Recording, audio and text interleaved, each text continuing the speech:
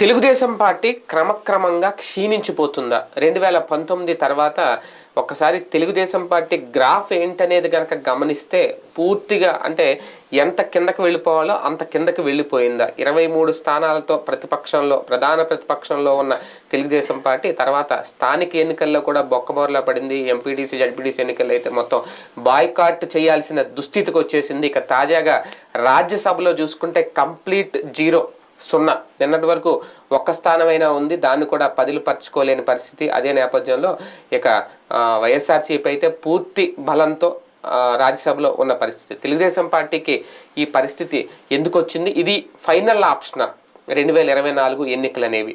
ఇప్పుడు గనక అధికారంలోకి రాకపోతే ఇక ఎన్ని సీట్లు వస్తాయనే తర్వాత సంగతి, కానీ పూర్తిగా ఆంధ్రప్రదేశ్ రాష్ట్రంలో తెలుగుదేశం పార్టీ అధోగతిలోకి వెళ్ళిపోయింది అనే సంకేతం ప్రజల్లోకి వెళ్ళిపోతుందా? ఇది అంశం మీద చర్చించే ప్రయత్నం చేద్దాం. సో ఒక్కసారి గ్రాఫ్ చూసుకుంటే 2019 నుంచి 14 ముందు అప్పుడు కూడా అలాగా ఉంది. కొంతమంది అయితే ఎన్టీఆర్ గారి టైం నుంచి లెక్కలు వేసుకుంటుంటే బాబు గారు వచ్చిన తర్వాత ఎలా కిందకి వెళ్ళిపోయింది అనేది. 23 స్థానాల్లో ప్రధాన ప్రతిపక్షంలో కూర్చోవడం అంటే చాలా దారుణమైన విషయం. కొంత తర్వాత ఏమన్నా అధికారంలోకి వచ్చినప్పటి నుంచి జగన్మోహన్ రెడ్డి గారు ఇప్పటికిప్పుడు ఎన్నికలు జరిగితే మేమే గెలుస్తాం, ఇప్పటికిప్పుడు ఎన్నికలు జరిగితే మేమే గెలుస్తాం అని బాబు గారు ఎప్పుడు చెప్పుకుంటా వచ్చి స్థానిక ఎన్నికల్లోనూ బొక్కబోర్లా పడ్డారు.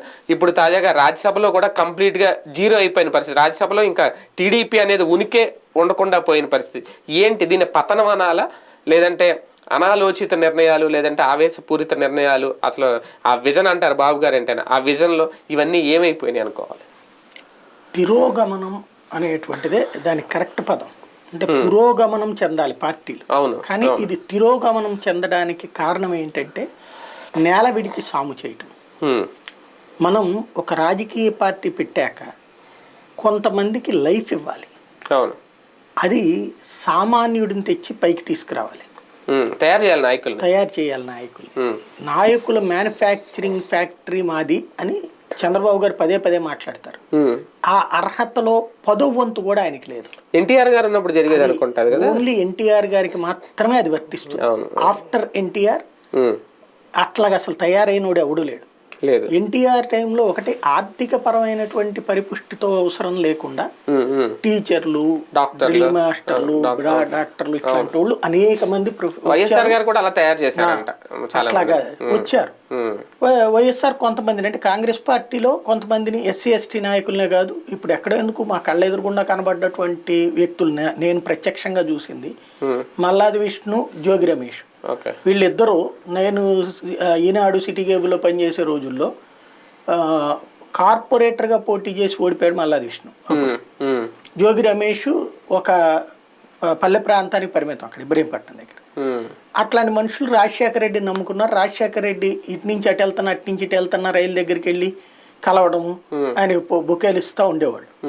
అట్లాంటి మనుషులు ఇవాళ ఒక ఆయన మంత్రి, ఇంకొక ఆయన బ్రాహ్మణ కార్పొరేషన్ చైర్మన్ ప్లస్ మొన్నటిదాకా ఎమ్మెల్యే, అదే ఇప్పుడు ఎమ్మెల్యే, సిట్టింగ్ ఎమ్మెల్యే 2 సార్లు గెలిచాడు. ఏంటి అలాగ ఏంటి వాళ్ళ ఆర్థిక స్తోమత కూడా మాక్సిమం టిఫిన్ పెట్టించగలరు అంతే ప్రెస్ మీట్ లో.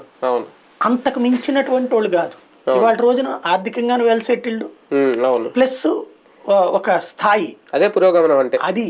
అట్లాగా కొంతమందిని మనం తయారు చేయగలగాలి. చంద్రబాబు నాయుడు గారితో సమస్య ఏంటంటే రిచ్ కాకపోతే ఆయనకి ఆనరు. అంటే రిచ్ కానివాడు కార్యకర్తగా కావాలి ఆయనకి. రిచ్ అయినోడు మాత్రమే అర్హుడవుతాడు. అసలు మనీ పాలిటిక్స్ అన్నది ప్రారంభించింది చంద్రబాబు. మొట్టమొదట 50 రూపాయలు ఇవ్వటం 1996 పార్లమెంట్ ఎన్నికలకి 50 రూపాయలు ఇవ్వటంతో బిగిన్ చేసి 98కి వచ్చేటికి 100 రూపాయలు చేసి 99కి వచ్చేటికి 500 రూపాయలు చేసి అట్లా డబ్బులు పడేస్తే గెలుస్తామనేటువంటి ఆరంభ సూచిక ఆయన చేశారు. ఆ ఇంపాక్ట్ ఆయనలో ఇక అలాగ డబ్బులు ఖర్చు పెట్టాలంటే పార్టీ ఇవ్వడం కంటే కూడా డబ్బున్న అభ్యర్థిని పెట్టుకోవడం బెటర్ అన్నటువంటి కాన్సెప్ట్. రాజశేఖర్ రెడ్డి చేసిన తెలివైన పని ఏంటంటే తాడిదన్నేవాడు ఉంటాడు, తలదన్నేవాడు ఉంటాడు అంటారు కదా. చంద్రబాబు కాంగ్రెస్లో అట్లా బలమైనటువంటి లీడర్లు లేరు కదా అన్నటువంటి ఉద్దేశంతో డబ్బు అన్నటువంటి కాన్సెప్ట్ని ప్రవాహంలాగా తయారు చేశారు. దీన్ని దెబ్బ కొట్టేటటువంటిప్పుడు రాజశేఖర్ రెడ్డి అలాగొక సఫిషియంట్ ఫండింగ్ టీమ్కి కొత్త మోడల్ని ఆప్ట్ చేశాడు అతను. ఓకే. ఎలా ఎందుకు ఇస్తాడు ఊరికి డబ్బులు? అవును. మళ్ళీ ఏదో ఆశించాలి కదా. అంతే. అది మామూలుగా డబ్బు ఉన్నావు, నువ్వు మొత్తం డబ్బులు తగలేసుకుని వచ్చేస్తావు, ఓ ట్రిప్ ఎన్నికలు అయిపోయాడు, బతుకు బస్ స్టాండ్ అయిపోద్ది కదా. కాబట్టి రారు. అందుకని రాజశేఖర రెడ్డి ఏం చేశాడు తెలివిగా, ప్రజలలో పాపులారిటీ ఉన్నటువంటి వాళ్ళనేమో ఎమ్మెల్యే క్యాండిడేట్లుగా పెట్టి డబ్బు పెట్టుబడి పెట్టగలిగినటువంటి వాళ్ళని పార్లమెంట్ సభ్యులుగా పెట్టాడు. మీరు రాజశేఖర రెడ్డి హయాంలో పార్లమెంట్ సభ్యులు చూస్తే కావూరు సాంబశివరావు 100 కోట్ల రూపాయలు 7 అభ్యర్థులకి ఇస్తాడు, తలా 10 కోట్ల రూపాయలు, తలా 15 కోట్లు ఇస్తాడు. ఆ పైన తను ఓ 10 కోట్లు ఖర్చు పెట్టుకుంటాడు. అతను ఏం చేస్తాడు, ఈ దాన్ని ఏమంటారు మన రోడ్ల కాంట్రాక్ట్లు ఇట్లాంటివి పొందుతాడు. అట్లాగా దాదాపుగా పార్లమెంటు సభ్యులందరూ ధనవంతుల్ని తీసుకొచ్చి పెట్టుకొచ్చాడు ఆయన. 100కి 80 మంది రాజశేఖర రెడ్డి హయాంలో కాంగ్రెస్ ఎంపీలందరూ ధనవంతులే. అప్పుడు వచ్చిన వాళ్ళే కదా ఇప్పటికీ కంటిన్యూ అవుతున్నటువంటి వాళ్ళు. అలా ధనవంతుల్ని పెట్టడం వలన వాళ్ళు డబ్బు పెట్టుబడి పెట్టారు, వీళ్ళేమో పాపులారిటీ ద్వారా సక్సెస్ అయ్యారు. అది చంద్రబాబు ఊహించనిది. ఊహించక ఒక్కసారి దెబ్బతిన్నాడు 2004లో. 2009లోకి వచ్చేటికి దానికి పరిష్కారం లేదంటే ఈయన ఒక ఆస్పెక్ట్ లో సక్సెస్ అయిపోయాను అనుకుంటే దానికి పై మందు వేసేసింది రాజశేఖర్ రెడ్డి. ఆ మందుకు విరుగుడు ఈయన దగ్గర లేదు. దాంతో 2 దఫాలు వరుసనే చంద్రబాబు దెబ్బతిన్నారు.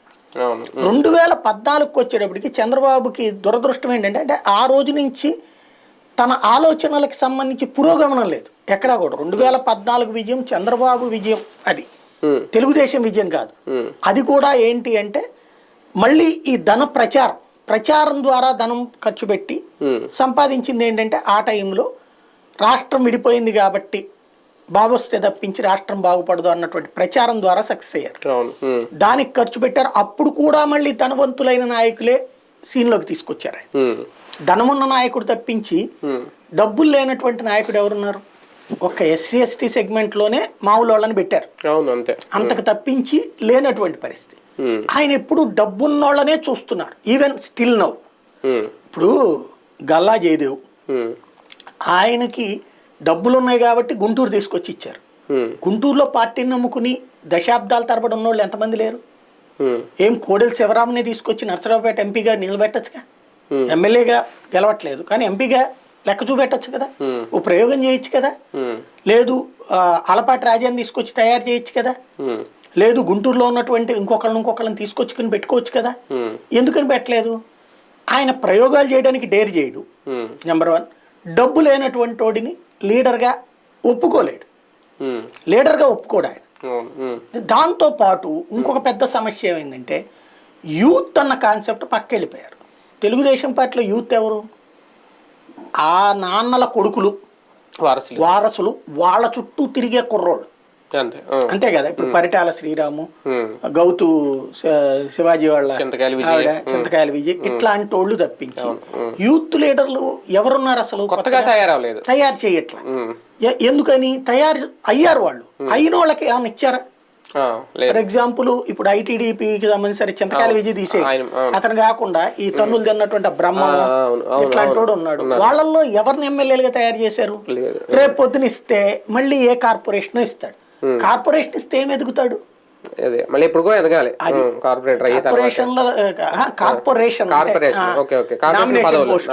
అవి తీసుకుని ఏం చేస్తారు? బల్బు వేసుకుని బొగ్గ బల్బు వేసుకుని అంతకు మించి ఏం ప్రయోజనం ఉంటుంది? ఇంకొకటి, బీసీ ఎస్సీ ఎస్టీ లీడర్లని అస్సలు నిర్లక్ష్యం చేస్తారు. మెయిన్ ప్రతి నియోజకవర్గంలో BC cell, SC cell, ST cell ఉంది కదా. ఒక ఎమ్మెల్యే క్యాండిడేట్ వాళ్ళని పక్కన కూర్చోబెట్టుకుని ఇద్దరూ కలిసి పనిచేసిన సందర్భం ఎన్ని ఉన్నాయి? ఇప్పటిదాకా అబ్జర్వ్ చేయండి ఒకసారి, వాళ్ళని అడగండి. నేను అనే దాంట్లో ఎంతవరకు వాస్తవం ఉందో లేదు. అసలు పెద్ద ఆయనే పట్టించుకోకపోతే ఒక పదవి వచ్చిందిలేండి, అనురాధ గారికి పాపం ఎమ్మెల్సీ వచ్చింది. అదేది ఇది కదా వీటెట్లో దేంట్లో అది గత్యంతరం లేదు కాబట్టి ఇచ్చాక అది ఆవిడ అదృష్టం కొద్ది వచ్చింది. అది పార్టీ మేము బీసీ నాయకురాలకి అదే అనేది. అదేంటది గాల్లో దీపం కింద అది రాదన్న ఉద్దేశంతో ఇచ్చారు. ఆవిడ అదృష్టం కొద్ది గెలిచింది. అదే కనుక అది గెలుస్తారు అనుకుంటే గ్యారంటీ తీసుకొచ్చి మళ్ళీ ఏ వచ్చేవాడు, 100 కోట్ల రూపాయలు ఖర్చు పెట్టి వాళ్ళకి ఇచ్చేవాడు. అక్కడ ఆవిడ అదృష్టం ఏంటంటే ఆ టైంకి వైసీపీ వాళ్ళు ఓటేయబట్టి, రెండోది అది గెలవరన్న ఉద్దేశంతోనే ఇచ్చారు. అట్లా గెలుస్తారు అనుకుంటే ఇప్పుడు రాజ్యసభకి ఇచ్చేవాళ్ళు కదా, ఎందుకు ఇవ్వలేదు? ప్రాక్టికల్ గా బీసీ ఎస్సీ ఎస్టీలని పెంచడం అన్నటువంటిది లేదు. ఇప్పుడు ఈవెన్ అనురాధ అయినా దగ్గరగా నాకు తెలిసి 48, 45 దాటిపోయింది. నేనంటుంది యంగ్స్టర్స్ ఎవరున్నారు ఇప్పుడు. ఇంకోటి సామాన్య అట్టడుగు వర్గాల నుంచి పైకి వస్తున్న వాళ్ళు ఎవరున్నారు పార్టీలో, ఇదిగో ఈ క్యాండిడేట్ ఇప్పుడు సుజనా చౌదరి, సీఎం రమేష్ ఇటుకు వచ్చారనుకో, ఇక్కడ తెలుగుదేశంలో మనకు కనబడే పేర్లలో ధనవంతుడైన నాయకుడు తప్పించి గుణవంతుడైనటువంటి నాయకుడు ఎవరు కనబడుతున్నారు అంటే అతను చాలా నిజాయితీ పడురా, అతను ఏదో కష్టపడతాడరా అని చెప్పి ఇట్లాంటోడు కావాలరా అని ఒక నియోజకవర్గానికి కనీసం ఒక 10 నియోజకవర్గాలు నువ్వు డబ్బులు ఖర్చు సంగతి వదిలేవయ్యా, నీకు ఏడాదికి ఇంత ఖర్చు పెడతాను నేను, నువ్వు వెళ్ళి జనంలో తిరుగుతూ ఉండు అని ఎవరికైనా చెప్పారా? జగన్మోహన్ రెడ్డి చేస్తున్నటువంటి తెలివితేటలదే. మీరు జగన్ ఇప్పుడు ఇవాళ ఇచ్చినటువంటి సెట్లలో కూడా ఇప్పుడు ఫర్ ఎగ్జాంపుల్ ఆవిడ ఇచ్చారు చూడండి మన నరసాపురం సిట్టిబలి సామాజిక వర్గం సత్యబాల అనేది ఆవిడ వాళ్ళ ఆర్థిక స్తోమత ఏంటి, వెల్ సెటిల్డ్ ఫ్యామిలీ, అంతేగాని కోటీశ్వర్లు కాదు, 100 కోట్లు ఖర్చు పెట్టగలిగిన వాళ్ళు కాదు. నువ్వుకెందుకమ్మా మేము చూసుకుంటాం రా. అవునవును అట్లాగా ఆర్థికంగా కూడా ఆమె ఏం లేదంట అనుకున్నారు కానీ చాలా ఉందని ఏం లేదు. 5 ఎకరాల పొలం ఉంది అన్నటువంటి వ్యక్తికి కూడా మొన్న ఎమ్మెల్యే సీట్ ఇచ్చారు. అట్లాగే అక్కడ అనంతపురం జిల్లాలో అయితే అసలు ఏమీ లేదట, ఒక చిన్న ఇల్లు తప్పించి అతనికి కూడా ఇచ్చారు. ఇట్లాంటిది వాళ్ళకి ఏం చేస్తున్నాడు, ఖర్చు కూడా తనే పెట్టుకుని ఇప్పుడు ఎక్కడే ఎందుకంటే నందిగం సురేష్కి కన్ఫర్మ్ చేసినప్పుడు ఏమైంది అన్న నా దగ్గర జగను నాకు తెలిసి లాస్ట్ ట్రిప్ 8 మందికో 10 మందికో తను సెలెక్ట్ చేశాక వాళ్ళ ఇంటికి కారు వచ్చింది. 20 లక్షల రూపాయలు విలువ చేసే కారు వస్తుంది, నెలకి ఇన్ని లక్షల రూపాయలని వాళ్ళ అకౌంట్ లో పడుతుంది. తన చుట్టూ తిరిగే 10 మంది స్టాఫ్ కి ఆ డబ్బులతో జీతాలు మెయింటైన్ చేయాలి, మిగతాది పార్టీ కోసం అట్లాగే ఎంత మందిని తయారు చేశాడు, ఎంత కనీసం 20-30 మంది ఉంటారు అట్లాగా. అదేంటి మనం ఒక స్టేజ్ లోకి వచ్చాక అట్లాగా మెయింటైన్ చేయాలి కొంతమందిని. అది ఎప్పుడు ప్రతిపక్షంలో ఉన్నప్పుడు మెయింటైన్ చేస్తే వేరు, అధికారంలోకి వచ్చాక గురుమూర్తికి ఇచ్చాడు కదా, అధికారంలోకి వచ్చాక ఇప్పుడు బీసీలకు ఎంతమందికి ఇచ్చాడు, ఆ బీసీలకు ఇప్పుడు నిన్న అదేది పర్చూరుకి ఇచ్చిన వాళ్ళకి అంత పెద్ద ఆర్థిక స్తోమత ఏం కాదట, వాళ్ళు ఎబో మిడిల్ క్లాస్ అంతే. కానీ పర్చూరు లాంటి సెగ్మెంట్ లో ఇవ్వాలంటే ఎట్లా ఉండాలా బేసిక్ గా అట్లా. అలాగే ఇంకొకటి ఇప్పుడు నిన్న కందుకూరు మహేందర్ రెడ్డి అక్కడ ఏంటి అయితే కమ్మ లేకపోతే రెడ్డి తప్పించేంత వరకు ఎవరు లేదు, ఎందుకని డబ్బు ఉన్నట్టు అక్కడ తీసుకొచ్చి యాదవ్ సామాజిక వర్గానికి సంబంధించిన అమ్మాయికి ఇచ్చాడు. అక్కడ ఏంటి విషయం వచ్చేటప్పటికి వాళ్ళు వెల్ సెటిల్డ్ తప్పించి అంటే అబో మిడిల్ క్లాస్ తప్పించి కోటీశ్వర్లు ఏం కాదు, అంటే కోట్ల రూపాయలు ఖర్చు పెట్టగలిగిన వాళ్ళు అట్లాగా తను తయారు చేస్తున్నాడు. అట్లా అసలు చంద్రబాబు నాయుడు ఇప్పుడు చెప్పుకోవడానికి ఎక్కడో ఎందుకండి, నాకు తెలిసి వర్లరామయ్య సర్కిల్ ఇన్స్పెక్టర్ ఉన్నప్పటి నుంచి తెలుసు నాకు. ఆయన పార్టీలోకి వచ్చి ఎన్నేళ్ళు అయింది, ఆయన ఖర్చులు ఎప్పుడన్నా భరించి అయితే గీతే 10 కోట్లు అవసరమైతే 1 కోటి రూపాయలు ఇచ్చి ఉంటారు. కానీ నిజంగా ఆయనకి సరిగ్గా ఖర్చు పెడితే తిరుపతిలో పాపం ఆ రోజున గెలవాల్సిన మనిషి 6,000 ఓట్ల తేడా తోడిపోయాడు. ఏది ఫస్ట్ ట్రిప్ ఎంపీగా కంటెస్ట్ చేసినప్పుడు చక్కటి అవకాశం చెట్ట చివరిలో పంపించారు. ఆయన మొదటి నుంచి అక్కడ చెప్తే గ్రౌండ్ లెవెల్లో తిరగడం తెలిసిన క్యారెక్టర్. పామర్కి ఇచ్చారు, పోయే టైంలో అలా ఆయనకి ఇస్తుంటారు. కూడా ఎవరో ఉమ్మడిగా ఉన్నప్పుడు తెలంగాణ మోత్పల్లి నరసింహ ఆయన కూడా పాపం గవర్నర్ అని లాస్ట్ వరకు చివరికి ఆయన పార్టీ వదిలేసి వెళ్ళిపోయారు. అదే సమస్య. నేను అనేది ఏంటంటే ఇప్పటికైనా కొంతమంది నిజాయితీ కలిగినటువంటి కుర్రాళ్ళు, ఇప్పుడు ఒక పయ్యావుల కేసు, ఒక దేవినేని ఉమా, ఒక ధూళిపాళ నరేంద్ర, ఈ బ్యాచ్ తర్వాత అసలు యూత్ లీడర్ ఎవరు ఉన్నారు? లేరు. యూత్ లీడరే లేరు. అది సమస్య అవుతోంది.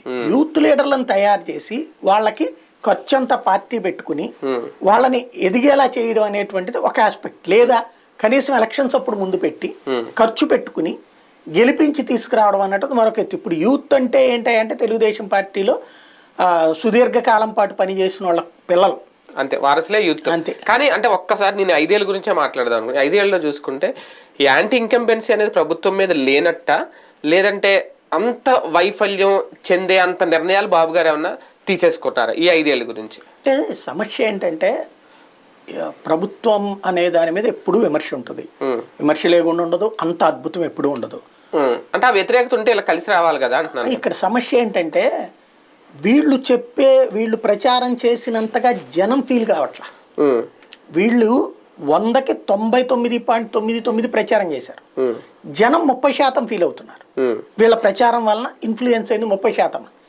70% మంది వాస్తవికత దృక్పథంతో చూస్తున్నారు.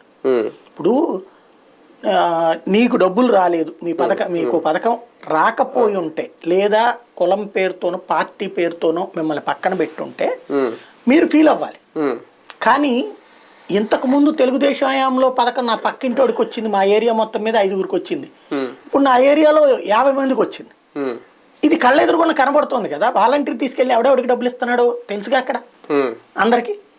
అవును, ఓపెనే కదా అది. వాళ్ళల్లో అంతకు ముందు తెలుగుదేశం హయాంలో ఎవరికి వచ్చిందో కూడా వాళ్ళకి తెలుసుగా. తెలుగుదేశం హయాంలో వచ్చింది తెలుగుదేశం కార్యకర్తకి లేదా తెలుగుదేశం సింపథైజర్, వేరే వాడికి రాలేదు కదా. ఇప్పుడు పార్టీలకు అతీతంగా కమ్యూనిస్ట్కి వచ్చింది, తెలుగుదేశానికి వచ్చింది, జనసేనకి వచ్చింది, సంబంధం లేకుండా అందరికి వచ్చింది. వాళ్ళని ఏమని ఇన్ఫ్లుయెన్స్ చేస్తాడు చంద్రబాబు గారు? లేదా ఇచ్చింది వేస్ట్ అని చెప్పారు. తర్వాత అంతకంటే ఎక్కువ ఇస్తామన్నారు. అంటే అక్కడ యూటర్న్ అయిపోయింది కదా. అక్కడ బాబు గారు చెప్పేది పథకాలు వేస్ట్ అని చెప్పదన్నా నమ్మాలి, లేదా పథకాల వల్ల నష్టపోతున్నామనన్నా నమ్మాలి. వీటిట్లో ఏది నమ్మాలా? కానీ ఇప్పుడు ఎంత కసరత్తు చేస్తే మళ్ళీ టీడీపీ పుంజుకుంటుంది అనేది. అసెంబ్లీలో 23 మందే ఉన్నారు, ఆ లెక్క ప్రకారం చూసుకుందాం. బయటకు వచ్చిన వాళ్ళు లేదంటే ఏళ్ళ నుంచి వెళ్ళిన వాళ్ళు 23 మంది ఉన్నారు. మండలిలో కూడా సంఖ్య తగ్గిపోయింది. లోక్సభలో 3 ఉన్నారు, రాజ్యసభలో ఇప్పుడు 0 అయిపోయారు. ఇంకా ఇప్పుడు వీళ్ళందరినీ పుంజుకొని మళ్ళీ పూర్వవైభవం రావడం అంటే ఇప్పుడు 2024 ఎన్నికలు ఒక రకంగా లైఫ్ అండ్ డెత్ అని అనుకోవాలి. ఇది తప్పితే ఇంకేంటి అనేది కూడా ఒక పెద్ద ప్రశ్న. ఇప్పుడు కనుక మిస్ అయితే, ఇప్పుడు కనుక అధికారంలోకి రాకపోతే. చంద్రబాబు గారు అధికారంలోకి వచ్చినప్పటి నుంచి తెలుగుదేశంకి సంబంధించినటువంటి గ్రాఫ్ డౌన్ అవుతా వచ్చింది, కానీ ఏ రోజున పెరగల. అవును, అది ఇంకా డౌన్ అయిపోతుంది. అది మొన్నటిసారి 2014లోనే ఆయన లక్కీగా ఆంధ్రాలో విజయం సాధించారు. అంతే. ఆ టైంలో పార్టీ మీద కంటే కూడా, అంటే ఆయన ఏం ఆశించారంటే ఇంతకు ముందు నేను చెప్పినటువంటి తరహాలోనే పార్టీ బలోపేతం అంటే ధనవంతుల్ని 10 మందిని ఎక్కువ మందిని తయారు చేసుకుంటే అని ఆశించారు. కానీ పార్టీని సబ్బండ వర్గాలంటాం, బడుగు బలహీన వర్గాల దగ్గరికి తీసుకెళ్లే ప్రయత్నంలో విఫలమయ్యారు. వాళ్ళ కోసం ఏ పథకాలు ప్లాన్ చేయలేదు, వాళ్ళ అప్లిఫ్ట్కి ఏ ప్లానింగ్ లేదు. తెలివైనోడైతే అదే రాజధాని ప్రాంతంలో 1000 ఎకరాలు 2000 ఎకరాలు తీసుకుని 1000 ఎకరాల్లో కట్టి 1000 ఎకరాలు బీసీ ఎస్సీ ఎస్టీలకు ఇచ్చుంటే, రాష్ట్ర వ్యాప్తంగా ఉన్నటువంటి వాళ్ళకి 1,00,000 మందిని తీసుకొచ్చి అక్కడ పెట్టుంటే ఏ విధంగా ఉండేది బాబు పరిస్థితి? అట్లాగే ఏదైతే మన మండల్లో వచ్చినటువంటి అవకాశాల్లో అట్లాగా వాళ్ళకి ఇచ్చి తీసుకురావడం. కానీ ఇక్కడ తన ఒక్కసారిగా మన రిచ్ లుక్లోకి వెళ్ళిపోతాడు ఆయన. సీఎం అయిపోగానే రిచ్ లుక్లోకి వెళ్ళిపోతాడు. ఆ రిచ్ లుక్లోకి వెళ్ళిపోగానే చుట్టూతా వచ్చే వాళ్ళందరూ కూడా బలిసిన బ్యాచీలే వస్తారు. అంటే పారిశ్రామిక వర్గాలే వస్తాయి. ఆయన ఏడకపోయినా పారిశ్రామిక వర్గాలే దూరతారు. ఇక్కడ వాళ్ళే బాగుపడ్డారు. ఆ బ్యాచీని ఆ బ్యాచీనే సెటిల్ అవుతారు, ఇంకా సంపాదించుకుంటారు. రెండో వర్గాలన్నీ పక్కకి వెళ్ళిపోయినాయి. దాని పర్యవసానం పార్టీని నమ్ముకున్నటువంటి వాడికి చివరిలో 1 కోటి రూపాయలు 2 కోట్ల కాంట్రాక్టులు పడేస్తే వాడికి 10 లక్షలు 20 లక్షల లాభాలు రావాల్సి ఉంటే ఆ పని పూర్తి కాకుండా గవర్నమెంట్ దిగిపోయింది. ఒక్కసారిగా ఫైనాన్షియల్ గా కూడా మునిగిపోయాడు. ఇప్పుడు మళ్ళీ తీసుకుంటున్న వాళ్ళు కూడా చూస్తే మీరు డబ్బు ఉన్నటువంటి వాళ్ళనే తీసుకుంటున్నారు. ఇప్పుడు గుంటూరుకి చంద్రశేఖర్ అనేటువంటి అతను అతను ఎన్ఆర్ఐ కోట్లు ఖర్చు పెట్టగలరు కాబట్టి తీసుకొచ్చారు. ఇట్లాంటి పరిస్థితుల్లో ఉన్నప్పుడు ఇవాళ ఏ విధంగా కొత్తగా డెవలప్ అవుతుంది పార్టీ?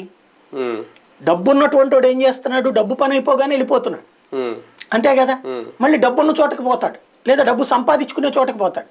ఇప్పుడు ఎందుకు జగన్మోహన్ రెడ్డి ధనవంతులైన వాళ్ళని పక్కన పెడుతున్నాడు అతను? ఇప్పుడు మాగుంట శ్రీనివాసులు రెడ్డి అంటే కావాలంటే 3 నియోజకవర్గాలకు తడిపడి డబ్బులు ఇసిరేయగాడు, లేకపోతే వేమిరెడ్డి అంటే ఇసిరేయగాడు. అట్లాంటి వాళ్ళ కంటే కూడా తను అదే మాగుంట ఏరియాలో చెవిరెడ్డిని ఇచ్చేందుకు పెడుతున్నాడు, లాయలిస్ట్, కష్టపెడతానికి. అదే సందర్భంలో వేమిరెడ్డి దాని దగ్గరకు వచ్చేటప్పటికి కూడా అతను చెప్పాడని చెప్పేసి 3 తీసి అవతల పడే ఇట్లా ఎమ్మెల్యే క్యాండిడేట్. ఎందుకు? వీడు నన్ను నమ్ముకున్నాడు ఎమ్మెల్యే క్యాండిడేట్. నువ్వు నీ డబ్బుల్ని నమ్మి నన్ను నమ్మట్లా, ఏంటి అవసరమైతే కూడా అంతే కదా. అంతేనా ఖర్చు పెట్టగలరు, కానీ అసలు ఏమి రూపాయి ఖర్చు పెట్టలేని మహిళ తీసుకొచ్చి పెట్టారు అక్కడ. అంటే అట్లాంటి ధైర్యం బాబు ఇప్పటికైనా, అంటే తను దాచుకున్న డబ్బులు తీసి ఖర్చు పెట్టాలి. ఇక్కడ సింపుల్ లాజిక్ చెప్పాలండి, ఎన్టీ రామారావు ఫార్ములా ఫాలో అవ్వాలి. ఎన్టీ రామారావు ఫార్ములా వాస్తవంగా తర్వాత రాజశేఖర్ రెడ్డి, జగన్మోహన్ రెడ్డి ఫాలో అవుతున్నాడు. ఎన్టీఆర్ ఏం చేశాడంటే జిల్లాకి ఒక నాయకుడిని, బలోపేతమైన నాయకుడిని ఉంచాడు. ఒక కర్ణం బలరాం ఎవరు, ఒక దేవినేని నెహ్రూ ఎవరు, ఒక కోడెల శివప్రసాద్ ఎవరు, ఒక జిల్లాకి ఒక బలమైన నాయకుడిని తయారు చేసి అక్కడున్న కాంట్రాక్ట్లో అక్కడ సంపాదన అంటే గవర్నమెంట్ పనులు చేస్తే డబ్బులు ఏవైతే వస్తాయో అదంతా ఆ లీడర్ చేతికి వెళ్ళేలా చేసి ఆ జిల్లాలో అయ్యే ఖర్చు అంతా ఆ లీడర్తో పెట్టించాడు. తద్వారా మంచి నాయకుల్ని ఎస్టాబ్లిష్ చేశాడు. రెండవది, తెలుగుదేశానికి మొదటి దశలో వచ్చినటువంటి వాళ్ళందరూ కూడా సర్వీస్ ఓరియంటెడ్. అప్పుడు ధనవంతులు వచ్చారు. ఆ ధనవంతులు తమ సొంత ఆస్తిలో నుండి ఖర్చు పెట్టేవాళ్ళు వచ్చారు. ఫర్ ఎగ్జాంపుల్ ముళ్ళపూడి హరిశ్చంద్రప్రసాద్ తన డబ్బులతో అక్కడ రోడ్లు వేయించినవి ఉన్నాయి, తణుకులు. అట్లాగా ఇప్పుడు ఓ రోడ్డుకి కావాలంటే ఖర్చు 25 లక్షలు అవుతుంది అంటే ప్రభుత్వం దగ్గర 15 లక్షలు ఉందంటే 10 లక్షలు వాళ్ళ దాంట్లోంచి తీసేసేసేవాళ్ళు. అప్పుడు గోరెంట్ల బుచ్చి చౌదరి అట్లా ఖర్చు పెట్టినోడే ఒకప్పుడు. అట్లాంటి వాళ్ళని ఆయన ఎన్టీ రామారావు ధనవంతులు అంటే అట్లాంటి వాళ్ళని చూశాడు. అంటే సర్వీస్ ఓరియంటెడ్ మెంటాలిటీ ఉన్నటువంటి, అంటే తమకు పేరు రావడానికి తమ కష్టపడి సంపాదించిన ఆస్తులో నుంచి ఖర్చు పెట్టే వాళ్ళని పెట్టుకున్నాడు. అట్లాంటి వాళ్ళని ఇప్పుడు అలాగా వాళ్ళనన్నా ఈయన ఎస్టాబ్లిష్ చేయాలి. ఈ తిరోగమనం ఇవాళ రోజునైతే గనక ఇవాళ ఈ పొత్తు క్లియర్ అయ్యాక ఇది ఇంకొక మైనస్. ఎందుకని ఇప్పుడు మళ్ళీ డబ్బు ఉన్నటువంటి వాళ్ళని తీసుకుని వచ్చుకుంటే ఇప్పుడు నెక్స్ట్ స్టెప్ ఎవరు కావాలా? పార్టీని నమ్ముకున్నటువంటి వాళ్ళు బోల్డ్ అంతమంది నష్టపోతారు. ఇప్పుడైనా పార్టీ కోసం కష్టపడేటటువంటి వాళ్ళకి ఏ నామినేటెడ్ పోస్టులు కాకుండా భవిష్యత్తులో పర్మనెంట్ ఉంటుందని చెప్పే ధైర్యం ఇవ్వాలి. కానీ పొత్తు ధర్మంలో అది సాధ్యం కాదు. ఎందుకని ఇప్పుడు ఫర్ ఎగ్జాంపుల్ జనసేన తరపున గెలిచిన చోట తెలుగుదేశం ఇంకోటి ఎంకరేజ్ చేయగలుగుద్దా? ఊరుకుంటుంది అప్పుడు జనసేన. బీజేపీ గెలిచిన చోట ఇదివరకంటే చూస్తూ చూరుకునేవాళ్ళు, ఇప్పుడు ఊరుకోరు వాళ్ళు.